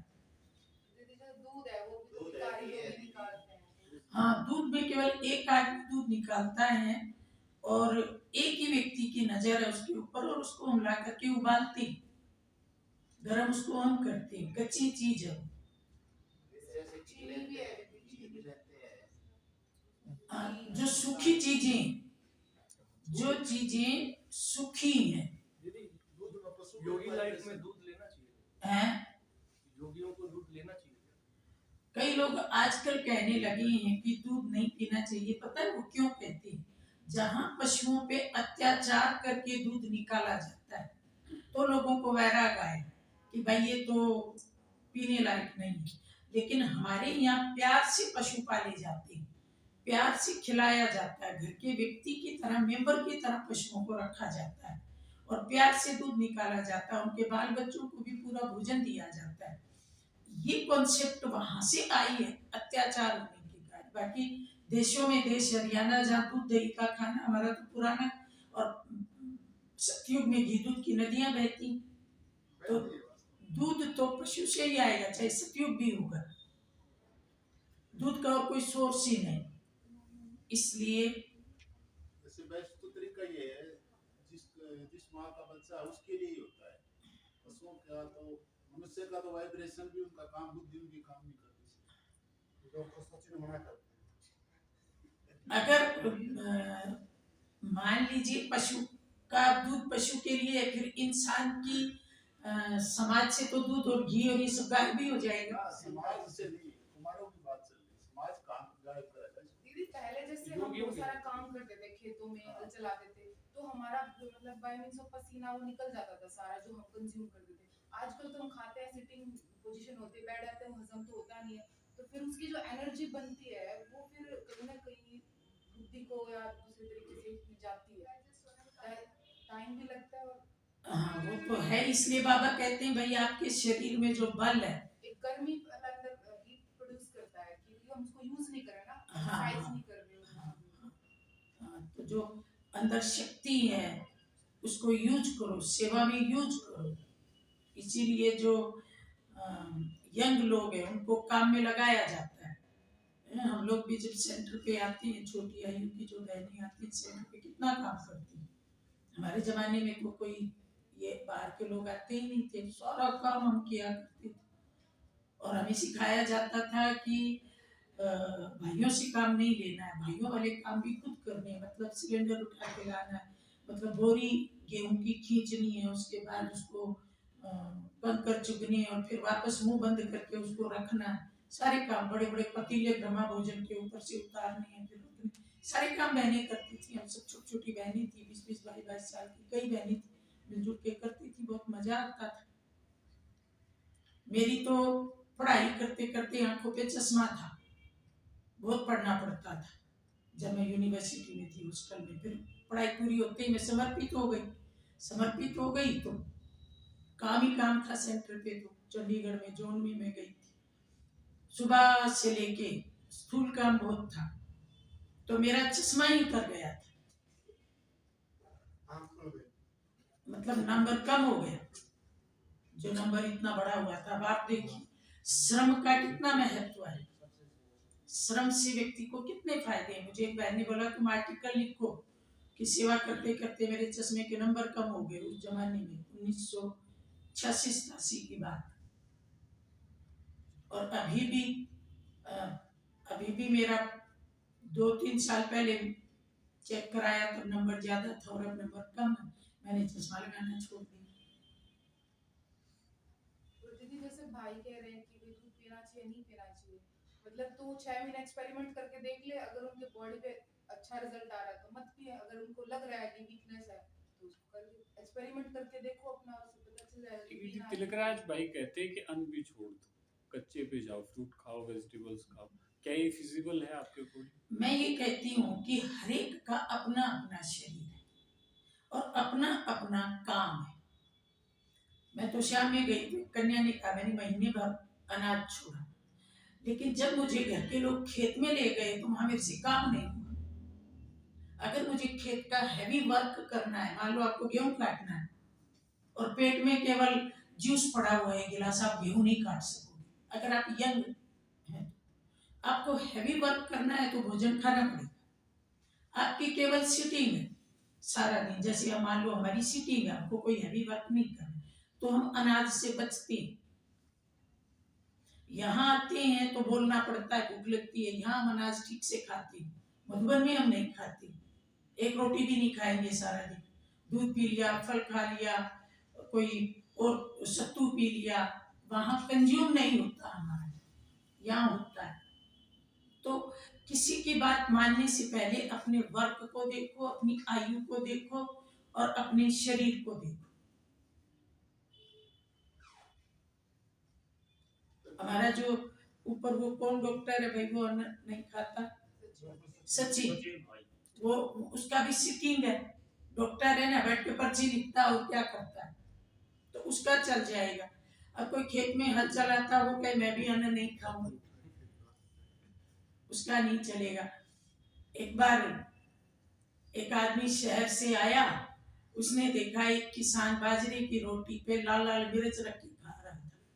दूर से देखा, उसको अच्छा लगा, घर जाके उसने भी रोटी पे मिर्च रख के खा ली, उसकी हालत बिगड़ गई। डॉक्टर को बोला वो खा रहा था, बोला वो लाल मिर्च और रोटी खा के ना खेत में काम करता है, उसको हजम हो गई। तुम सारा दिन बैठे रहते हो तो किसी को देख करके मत खाओ, अपने शरीर की अनुकूलता से खाओ। प्रकृति से जो डायरेक्ट मिलता है दीदी, वो फिर भी जिंदा भोजन है। पकने के बाद उसमें ताकत 10% मुश्किल से। ये राइट है। देखो, एक आपकी कढ़ाई पकाती है और एक पेड़ पकाता है। पेड़ पकाता है वो नेचुरल है, कढ़ाई पकाती है वो अननेचुरल है, मान लिया। लेकिन भैया सब व्यक्ति उस पेड़ के पके हुए से काम चला ले, वो नहीं हो सकता। सब का नहीं, 20%, 30%, 40% ऐसे अपनी हाँ, वो ऐसा है कि आप सुबह नाश्ते से पहले सलाद खा लो, आप दोपहर के भोजन से पहले सलाद खा लो, आप रात के भोजन में सब्जी को बहुत मत पकाओ, हल्का सा, जिसको हम कहते हैं भाई हाँ अध पकी, ऐसी खा लो। लेकिन अगर आप हैवी वर्क करते हो तो आपको खाना पड़ेगा, बोरियां उठाते हो, रखते हो सामान, जोर पड़ता है। नहीं तो देखिए अब एक ऐसे ऐसे बोला गया है कि पढ़ा था कि संत है वो हवा पे जी रहा है, एक संत है वो पानी पे जी रहा है। अब वो तो कुछ भी नहीं ले रहे, लेकिन हम उनके जैसे तो नहीं कर पाएंगे ना कि हम खाना ही छोड़ दे, पानी पानी पे, या हवा से ही चले। नहीं हो बस क्योंकि बॉडी उनके हिसाब से सेट हो चुकी है, उन्होंने अपने आप को हट से इस तरीके से सेट कर लिया है। बाबा ने एक मुरली में कहा था, भोजन के बिना कोई जी नहीं सकता, हवा के सहारे कोई नहीं जी सकता। शरीर 5 तत्वों से बना है, इसको 5 तत्व चाहिए। एक तत्व देंगे आप, बाकी 4 तत्वों का क्या हो? ताकत वाला भोजन खाएं, भोजन खूब खाएं, बैलेंस डाइट। क्या बोला भैया? ताकत वाला भोजन खाएं, फ्रेश, हाँ, प्रकृति से डायरेक्ट मिल रहा है, वो जितना मर्जी खाएं, कोई बुराई नहीं है। तो क्या हुआ, कम खाएं, झंझट भी मिट जाएगा कुमारों के लिए, हाँ, पकाने का झंझट कम हो जाएगा। कम हो जाएगा भाई। एक टाइम आप कोई चीज बना लो, बाकी 2 टाइम आप सिंपल खाओ। क्या बोला? एक ही टाइम जा रहा बना नहीं, ऐसा क्यों करना है? पकी हुई चीज है ना जल्दी खराब हो जाती हाँ, पकी हुई चीज जल्दी भी खराब होती है, पकी हुई चीज में विटामिन भी खत्म हो जाते हैं, तो राइट बात है। पर ये कितना निभा सकते हैं आप, निभाओ इस चीज को। अंकुरित में फल जितनी ताकत होती है, ये सब सुबह सुबह आप खाली पेट अंकुरित खाओ, अनाज का अनाज और वो फल का फल, उसमें दोनों शक्ति भी है और विटामिन भी है, तो वो आप कर सकते हो। उसमें कुछ नहीं पकाना, रोज रात को भिगोना ही तो है। देखा रोटी का दीदी काम नहीं चलेगा। आपका नहीं चलेगा भाई जी, इसलिए आपको तो खानी पड़ेगी। उनका काम ही इतना हैवी है। हाँ बहन जी, बिल्कुल हैवी वर्क वाले को हम कहते हैं भैया पेट भरो अच्छे से।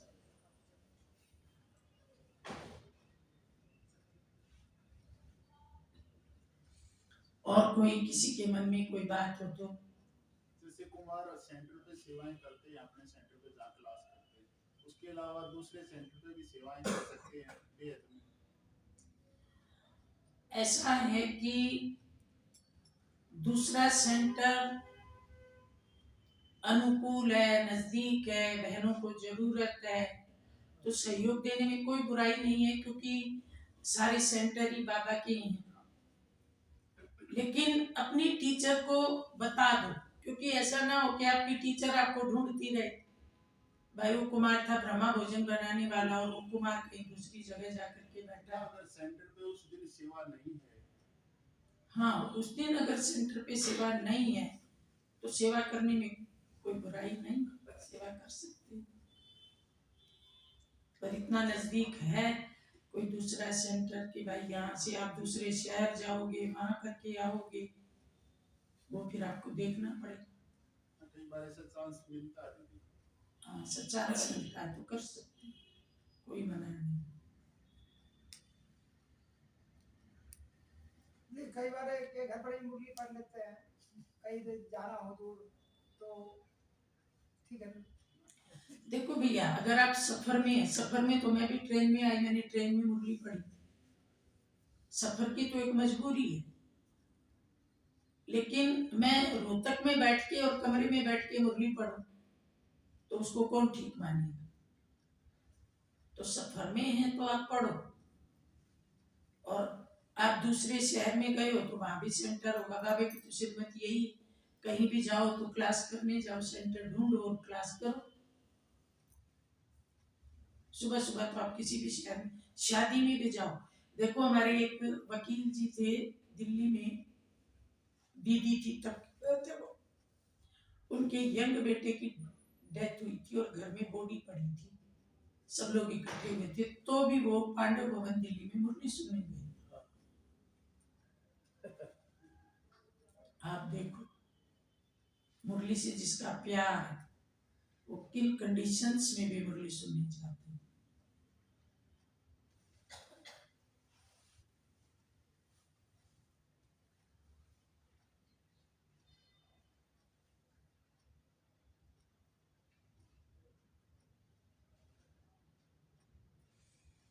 तो पूरा करें क्लास को। दीदी बाबा का धर्मराज का पाठ थोड़ा बता दीजिए टाइम। एक मम्मा की मुरली अभी आई थी ना, आपको याद होगा, मम्मा ने कहा था कि भगवान अगर सजा दे करके सुधार सकता है तो वो प्यार दे करके भी तो सुधार सकता है। पहले वो प्यार दे करके सुधारने की पूरी कोशिश करता है, फिर जब वो देखता है कि मैंने प्यार वाला हथियार अपनाया, नहीं काम किया, तो उसके बाद फिर वो सजा वाला हथियार अपनाता है। बाबा सजा देता है या देखो, सिवाय भगवान के और कोई अथॉरिटी है नहीं, सिवाय भगवान सर्वोच्च अथॉरिटी। अष्ट रत्न है जो ट्रिब्यूनल में बैठेंगे, दादी जानकी, दादी प्रकाश मणि, दादी गुलजार, दीदी मनमोहिनी, और भी हैं, अष्ट रत्न ट्रिब्यूनल में बैठेंगे। लेकिन इनको याद नहीं होगा उस समय हम कौन है और ये कौन। बाबा ने कहा था कि मैं हूँ प्रेसिडेंट फाइनल फैसले में, और ये 8 हैं चीफ जस्टिस, जैसे कहते हैं ना जस्टिस की बेंच, तो ये बेंच है जस्टिस की, और ये जो फाइनल करेंगे बाबा उसको हाँ बोलेगा। प्रेसिडेंट तो हाँ या ना बोलता है, तो बाबा तो प्रेसिडेंट है। तो आप देख लीजिए, अब उस समय हमारे केस को डील कौन करेगा? भगवान तो डील नहीं करेगा, यही अष्टरत्न डील करेंगे, और वो भगवान फाइनल उस पर ठप्पा लगाए, और तो कोई है ही नहीं। भगवान के बराबर कोई, बाबा ये कहता है कि मेरा धर्मराज राइट हैंड है, बाबा ही बाबा का राइट हैंड है, धर्मराज कोई और है ही नहीं। जब बाबा ये कहता है तुम राजी राजी नहीं चलोगे तो मैं मारपीट करके ले जाऊंगा, तो आपको लगता नहीं है कि ये धर्मराज बोल रहा है? तो दीदी वो जो सजा है वो सूक्ष्म पश्चाताप की होगी या प्रकृति या और तरह से? आत्मा को सूक्ष्म शरीर पहना करके सजा दी जाएगी, क्योंकि शरीर ये वाला है तो भी सजा को आत्मा ही भुगती, और शरीर सूक्ष्म है तो भी आत्मा ही भुगती।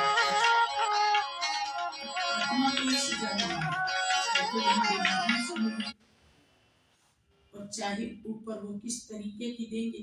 शुरू में तो बाबा दिखाया करते थे, कराची में जब भारत पाकिस्तान बन रहा था, तो उन दिनों किसी को नहीं पता था कि बाहर मारकाट चल रही है, और अंदर जो बच्चे थे उनको बाबा ध्यान में भेजता था संदेशी को, ऊपर जाओ देख के आओ, तो ऊपर संदेशी जाती थी। आज बाबा ने धर्मराज का दरबार दिखाया, किसी को पहाड़ से नीचे गिराया जा रहा था, तो बाबा कहता था यहाँ वैसा ही पहाड़ बनाओ, और पहाड़ पर से कैसे लुढ़काया जाएगा वो दिखाओ, करके दिखाओ। किसी को आसक्ति है चीजों में, बार बार दर्पण में मुंह देखना, बार बार कंघी संवारना, तो वो दिखाया कि उसको आदत थी, वो कंघी उठाई, वो ऐसी करंट वाली कंघी थी, बालों में ही चिपक गई, बात सारे उलझ गए, निकाले तो मुश्किल, ना निकाले तो मुश्किल। तो ऐसा मतलब आसक्ति वाले को क्या सजा मिलेगी, किस पाप की क्या सजा मिलेगी, बाबा शुरू में दिखाया करते थे, दादियां सुनाती थी, सारी बातें तो नहीं सुनाती थी लेकिन कुछ कुछ बातें सुनाती थी। तो हम समझते हैं कि वो जो सजा होगी वो रियलाइजेशन वाली सजा भी होगी, और उसमें बाबा ने कहा था 1 मिनट की सजा में ऐसे लगेगा मैं जन्मों की सजा भोग रहा हूँ, 1 मिनट में। क्योंकि जब बाबा प्यार देता है तो आदमी को दृष्टि लेते क्या लगता है, 1 मिनट की दृष्टि में मुझे जन्मों का प्यार मिल गया, है ना ऐसा, मैं तृप्त हो गया। तो जो 1 मिनट की दृष्टि से जन्मों का प्यार दे सकता है, वो 1 मिनट की दृष्टि से जन्मों की सजा भी दे सकता है। अब वो क्या तरीका होगा वो तो बहुत क्लैरिटी नहीं की है, लेकिन हम समझ सकते हैं कि प्यार का भी वो सागर है तो सजा का भी सागर है।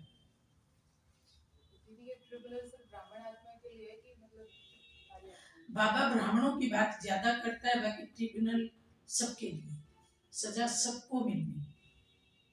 और जैसे जो सजाएं यहाँ की बच गई, वो जो बची हुई सजाएं वो मिलेंगी ना? हाँ वो मिलेगी, सजा तो हम यहाँ पे भी भोग ही रहे होते हैं ना। हाँ वो जगदीश भाई जब बीमार थे तो गुजरात दादी ने पूछा था कि आपका अनन्य बच्चा था, इसने इतनी आपकी सेवा की, फिर इसको बीमारी क्यों आई? तो बाबा ने कहा इस बच्चे ने कहा था मुझे ऊपर सजा नहीं दूंगा, जो भी है मेरी नीचे खत्म हो जाए। नीचे खत्म होना भाग्य की निशानी है, क्योंकि नीचे सजा होगी तो उसमें पद कम नहीं होगा, ऊपर जब सजा होगी तो पद भी कम होगा। सजा खाए हुए व्यक्ति को कोई राजा नहीं बनाता है। ऊपर नीचे तो बीमारियां देखो सब दादियों को आई, क्योंकि नीचे हमारे पास योग बल है। मैं बीमार भी हूँ तो मन को ऊपर ले गई, योग में बैठी हूँ, शरीर सजा भोगता रहे, मैं आत्मा तो बाबा की गोदी में बैठी हूँ। मेरे पास ये विधि, एक मेरी कट भी रही है, डबल कट रही है, बाबा की याद से भी कट रही है और शरीर को तकलीफ आई उससे भी कट रही है। तो नीचे सजा भोगना हमारे लिए फायदेमंद है। ऊपर जब हम सजा भोगते हैं तो उसके बाद, और यहाँ बाबा भी मदद करता है, कोई बच्चा बीमार हो जाता तो बाबा उसके लिए टोली भेजता था, उसको खास मंच पे ले जाते थे, बाबा उसको सेब देता था, आप सबने देखा, बाबा भी उसकी मदद करता है सर्जन बन के। ऊपर जब सजा भोगते हैं तो दया वया का सारा पार्ट खत्म हो चुका होता है। तो जगदीश भाई ने बोला मेरे को नीचे ही सब सजा चाहिए, तो वो उनको बीमारी आई और हो गए, ऊपर की सजा खत्म। यदि ब्राह्मण जीवन में जो सूक्ष्म मतलब विक्रम होते रहते हैं तो उनको योग बल से ही भस्म करना होगा। विक्रम योग बल होगा तो विक्रम होंगे ही नहीं। संकल्प से संकल्प भी विक्रम में आता है, संकल्प से भी पाप होते हैं। तो बाबा ने साकार मुरली में कहा कि इंद्रियों से पाप मत करना, लेकिन अभी मुरली में बाबा ने कहा तो तुम बच्चे थे, छोटे बच्चे को तो पढ़ाई में छूट होती है, लेकिन अब तुम बड़े बच्चे हो गए हो, संकल्प की भी छूट नहीं। संकल्प से भी पाप होता है, नेगेटिव सोचने में ही पाप बनता है। तो संकल्प पे अटेंशन देना कितना सिखाया बाबा, देना पड़ेगा, अपने पे मेहनत करनी पड़ेगी। अच्छा, गलत सोच के मुझे मिलता क्या है, मैं ये भी तो सोचूं ना। जब मुझे सोचना ही है, मान लो मुझे हाथ हिलाना ही है, इधर हिलाने से पाप बनता है, इधर हिलाने से पुण्य बनता है, तो हाथ तो हिलाना ही नहीं। मुझे पता पड़ गया पुण्य बनता है तो मैं क्यों ना इधर हिलाऊं। सोचने से पाप बनता है, सोचने से पुण्य बनता है, मुझे पता पड़ गया, तो मैं वो बात क्यों सोचूं जो पाप वाली है। मैं अपने मन को डाइवर्ट कर। वो जो विक्रम बना, मान लो संकल्प किया, तो भस्म कैसे होएगा? हाँ नहीं, वो तो योग बल से ही भस्म होगा, और कोई तरीका ही नहीं। लेकिन संगम युग में हम करते ही जाएंगे तो भस्म करने के दिन कब आएंगे? अभी हम कर्जा ही ले रहे हैं, कर्जा ही ले रहे हैं, चुप तो कब करेंगे? इसलिए संकल्प से भी पाप फिनिश। किसी भी विकार के वशीभूत होकर जो संकल्प किया जाता है वो पाप के खाते में जाता है। किसी भी दिव्य गुण के आधार पे जो संकल्प किया जाता है वो पुण्य के खाते में जाता है। दीदी, जैसे बाबा ने कहा हुआ है कि तुम बच्चे संपूर्ण हो जाओगे तो विनाश हो जाएगा, तो मतलब ये अवस्था आने वाली है, मतलब जैसे हम संपूर्ण होंगे। ऐसा भैया, सारे अपनी अपनी स्थिति के अनुसार संपूर्णता को प्राप्त करेंगे। बाबा ने एक मुरली में कहा था सबका संपूर्ण रूप ऊपर, जैसे ब्रह्मा बाबा का संपूर्ण रूप ऊपर था ना, व्यक्त रूप ऊपर था। बाबा टैली करते थे कि ये कैसा और मैं कैसा, कितना अंतर है। और लास्ट में वो कैलाश में गांधीनगर वाले को भेजा, देख के आ। उसने कहा बाबा अब तो बहुत थोड़ा अंतर है, जितना ऊपर वाला चमक रहा उतना आप ही चमक रहे हो। ये दिसंबर 68 की बात है। तो ये केवल बाबा के लिए नहीं, हमारे लिए भी, हमारा भी एक संपूर्ण रूप ऊपर है। हमको भी टैली करना है कि उसमें और मेरे में क्या अंतर है। तो संपूर्ण तो हम सबको बनना है अपनी अपनी स्टेज के अकॉर्डिंग।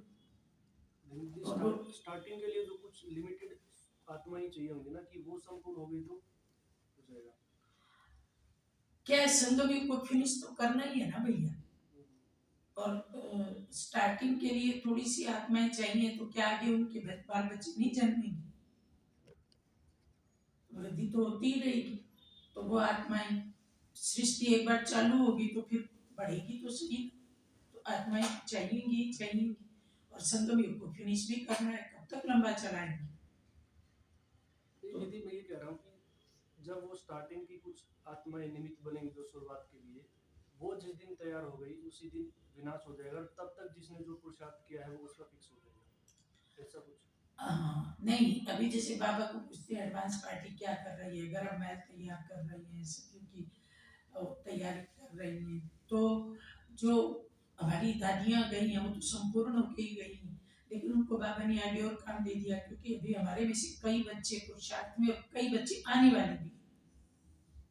उसके लिए समझो थोड़ा सा समय रुका हुआ। वो कितनी संख्या है, वो जब पूरी हो जाएगी बाबा को लगेगा कि हाँ अभी हो गई। जितना कोई बाबा को उलाना भी ना दे कि आप आए धरती पे, मुझे पता नहीं पड़ा हुआ, अंत में स्पीड से काम होगा। 33 करोड़ तैयार करने, द्वापर के भगत तैयार करने और सारी आत्माओं को बाबा का संदेश देना, ये सारे काम कंप्लीट होंगे, स्पीड से होंगे। तो हम जो पुराने बच्चे हैं, हमारा फर्ज है कि हम संपन्नता की ओर बढ़े। तो ये सारे काम होंगे। किसी एक के कारण सृष्टि का परिवर्तन तो रुकेगा नहीं। मैं कहूँ जी मैं नहीं संपूर्ण बनना चाहती, तो मत बनो भाई, भगवान बाकियों को ले जाएंगे। लेकिन समय की सीमा पूरी होने पर परिवर्तन तो हो ही रहा है और होगा ही। बाबा ने 2036 की बात जैसे 1936 में 100 साल की गई थी संगम युग,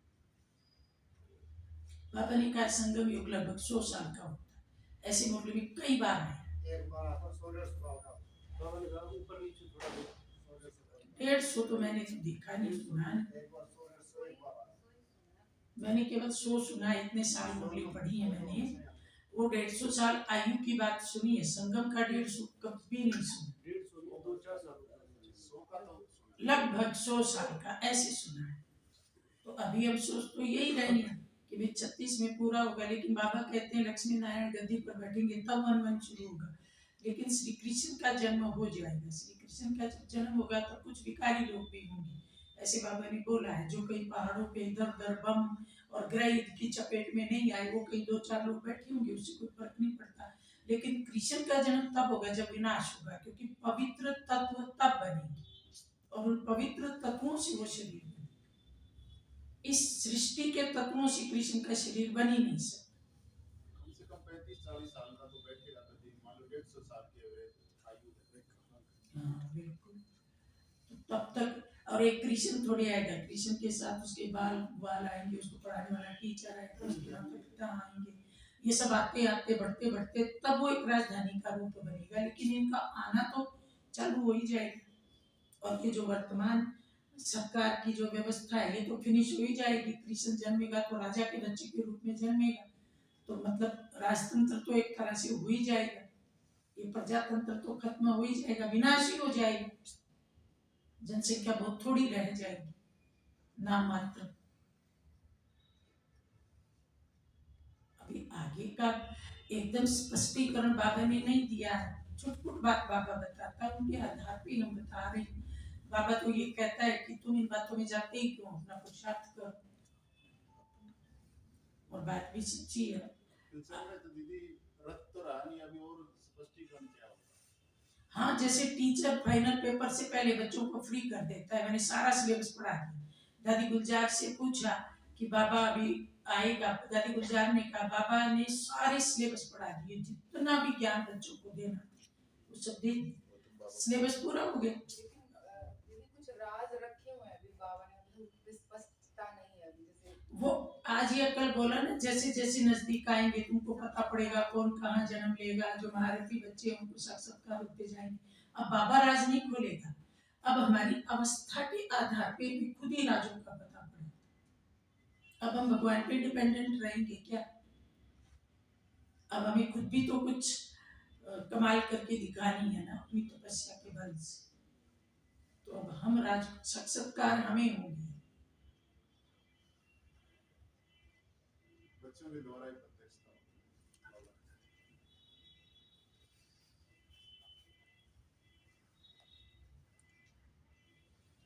ऐसे हर बार महीने महीने वैसे प्रोग्राम होते रहते, अच्छा लगता है।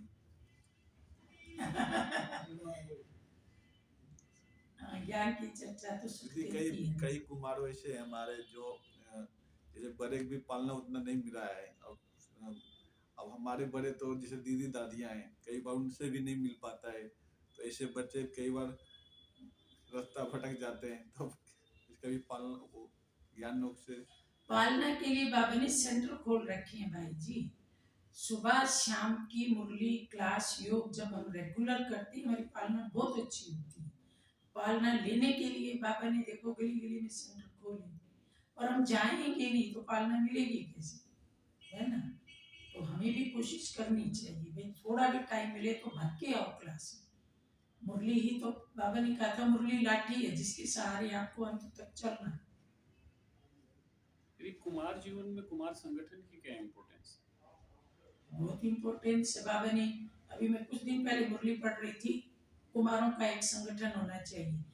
एक बीमार हो जाए तो आपस में एक दो की सेवा करो। और कई बार तो बाबा ने पांडव भवन बनाने की भी बात कही, भाई एक बिल्डिंग में सारे इकट्ठे हो, एक जना भोजन बनाए सारे खाए, है ना? ड्यूटी ले लो एक भोजन की, एक सफाई की। बहनें भी तो ऐसे ही रह रही हैं सेंटर पे। बहनें कैसे रह रही, एक दोपहर का भोजन बनाती, एक शाम का भोजन बनाती, एक सफाई करती, एक कपड़े धोती। कुमारियों का भी तो संगठन ही है ना सेंटर, तो इसे कुमार भी बना सकती।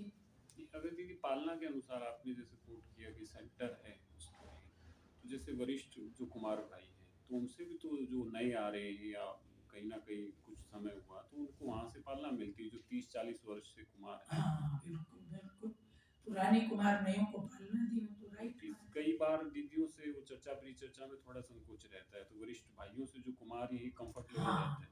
कुमारों से कुमार कंफर्टेबल रहते हैं, कुमारियों से थोड़ा सा बहन बिजी होगी, बहन को क्या पूछना, संकोच आ जाता है। तो हमारे भाई जी बैठी हैं ना, आप इनसे मिला करो, इनसे बात किया करो। वासुदेव भाई, ये सब आपके छोटे भाई हैं।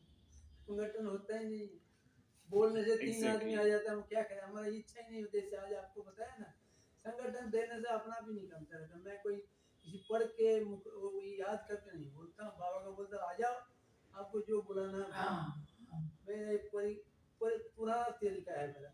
तो यहाँ जो अगर किसी से बुलाया तो तीन में से एक थोड़ा सा कुछ बोला, आज का मुरली बोलो, तो मुरली बोलते बोलते एक दो उठ गया, बोला बोला ठीक है, वासुदेव भाई तो कुछ बोलता नहीं, चलो।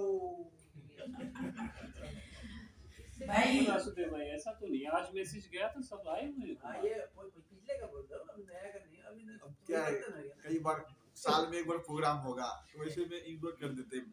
अब होते रहे तो दिमाग में रहता है कि भाई प्रोग्राम हो रहा है, तो अब अच्छा लग रहा है, सब आएंगे, भाग के आएंगे, हमें लगता है सब आएंगे प्रोग्राम में। यानी आपके अकॉर्डिंग एक अच्छा संगठन कुमारों का बिल्ड करने के लिए क्या बेसिक स्टेप्स होने चाहिए जो आपका अनुभव बोलता है? भाई ऐसा है, कई बार तो एक लीडर अच्छा होता है, जैसे हमारे बाहर भूषण भाई थे पानीपत वाले, वो हमारे यहाँ शिवनंदन भाई हैं, कोऑर्डिनेट हाँ, करके रखते हैं जी। तो एक है जो मोटिवेट करता रहे, प्रेरित करता रहे, और किसी को थोड़ा पाँव हिले तो उसको फिर मजबूत करता रहे। एक मातृ भाव, बड़े कुमार में मातृ भाव, कमी ना देखी, गुण देखे, भाई माया के थपेड़े खा रही हैं ये, तो इनको बचाना है, उसमें वो अपना समय भी लगाए, शक्ति भी लगाए, रहम दिल भी हो, तो फिर वो बिल्ट हो जाता है। ये सारी चीजें हैं दीदी, लेकिन अगर सेंटर के एंड से क्या रोल होना चाहिए फिर संगठन?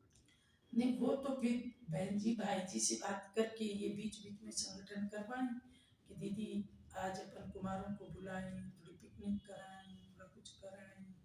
तो बहन जी भाई आप लोगों को अपने अनुभव सुनाएं, और आप सब आओ महीने में एक बार, या कोई बाहर की बहन जैसे मैं आ गई, कोई और भी तो आई जाती है ना, शक्ति दीदी आ गई मान लीजिए, कोई और आ गई, तो ये भाई ध्यान रखे, भाई चलो आज शक्ति दीदी से मिलवा दो, घर वाले भी मिले, बाहर की बहन आती है तो सीनियर बहन तो वो भी मिले, बीच बीच में कोई सीनियर भाई आ जाए, कोई मधुबन का भाई आ जाए, तो बीच बीच में ऐसे साल में 2-4-5 मौके तो होते ही होंगे, तो उनसे आप मिलो, मिलवाओ, और बाकी अपना पुरुषार्थ खुद करो। बाकी आप भी थोड़े खुलो, कोई बात पूछनी है तो भाई से खुल के पूछो, ऐसे बंद लिफाफे मत रहो, पोस्ट कार्ड बनो,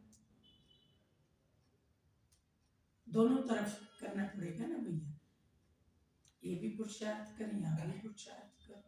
संगठन में तो बहुत बड़ा बल है। मधुबन में क्या है, कुमारों का संगठन है, देखो वहाँ पे हमारा एक भगवान भाई है, उसने ड्यूटी ले रखी है, हर संडे की मुरली की प्रश्न उत्तर निकालता है, वर्णियों का सारा काम करता है, और उस प्रश्न उत्तर से 100 से भी ज्यादा लोग जुड़े हुए, बहनें भी जुड़ी हैं, भाई भी जुड़े हैं। तो वो प्रश्न पहले तो एक हॉल में बिठा के प्रश्न उत्तर किए जाते थे, लिखो, अब वो उनको प्रश्न पत्र दे देते हैं और अपने अपने डिपार्टमेंट में लिखते हैं, पर मुरली को नहीं लिखते, और वो लिख करके लाते हैं, जमा कराते हैं और नंबर दिए जाते हैं, तो उनकी हर अव्यक्त मुरली कंठस्थ हो जाती है। प्रश्न उत्तर के लिए बहुत बार पढ़नी पड़ती है ना, तो ये अच्छा संगठन है। मैं देखा है पिछले 10-15 साल से चल रहा है। मैंने पूछा कब तक चलेगा, बोला जब तक संघ में तब तक चलेगा। तो संगठन में तो बहुत बल है, मजा आता है सबको। इस तरह का भी अगर आओ तो कर सकते हो, वो तो उससे प्रश्न उत्तर हर संडे का मंगवा सकते हो, बहुत बहनें सेंटरों पे मंगवाती, पर फिर उसके लिए आप में मुरली स्टडी करने का जज्बा हो, उत्तर लिखने का जज्बा हो, एक भाई उनकी चेकिंग की जिम्मेवारी ले, तो हो सकता है ये भी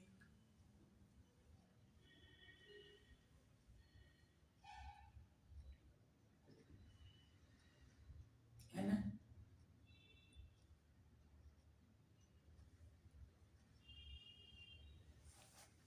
यदि कोई जैसे कोई निमित्त यदि कुछ करते हैं तो उससे प्रभाव ज़्यादा पड़ता है।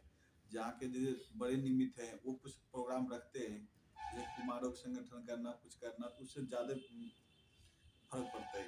वो तो राइट है, लेकिन बड़े तो रेडी हैं। आप अगर किसी दिन देखो, आज आपने कहा दीदी शाम की क्लास कराए, मैंने बोला हाँ, तो इकट्ठा तो आपने ही किया, मैंने क्या किया, काम तो आपने ही किया। तो आप कभी भी कह सकते हो भाई जी आज संगठन करें कुमारों का, तो ये लोग तो आपको टाइम देंगे, आप सबको फोन करो, बोला आपका भी सहयोग, इनका भी, बड़ों का भी। लेकिन मोटिवेशन तो दीदी निमित्त भाई बहनों की तरफ से ही आता है। आप सारे ही निमित्त हो, बाबा ने सबको ही निमित्त बनाया है। क्या है, सेंटर की तो वैरायटी सेवाएं होती है ना, भिन्न भिन्न प्रकार की। तो अपने ग्रुप को अगर आपको आगे करना है तो थोड़ा आपको भी तो आना पड़ेगा ना बीच में। जैसे वहाँ क्या होता है, शांतिवन में अभी लगभग 100 कुमारियां हो गई, पहले इतनी नहीं थी, बहनें बहुत हो गई। तो वहाँ भी हम क्या करते हैं, देखते हैं कि भाई चक्करधारी बहन आई है शांतिवन में, तो चक्करधारी बहन को पूछा जाता है आप 1 घंटा दोगे, हमारी सारी बहनों से ये काम हम बहनों में से ही एक बहन करती है और कोई नहीं करता। तो चक्करधारी बहन कहती है हाँ मैं 6:30 से 7:30 आज मिल लूंगी। तो फिर वो बहन सबको सर्कुलेट करती है, आज चक्करधारी बहन फलाने रूम में शांतिवन की समर्पित ट्रायल वाली बहनों से मिलेगी, सारी बहनें वहाँ इकट्ठी हो जाती हैं। तो ये किसने किया, बहनों में से ही तो एक बहन ने किया ना। फिर मान लीजिए चंद्रिका बहन आई अहमदाबाद में, उसको पूछिए चंद्रिका बहन आपके पास टाइम है हमारी बहनों से मिलोगे। तो शांतिवन में हम देखते हैं कि बहनों के लिए पहले ज्यादा नहीं थी तो नहीं चलता था, जब ज्यादा हो गई तो कोई ना कोई मिलता ही रहता। अच्छा उसमें फिर सारी नहीं आ पाती, 100 में से कभी 50 आ पाती,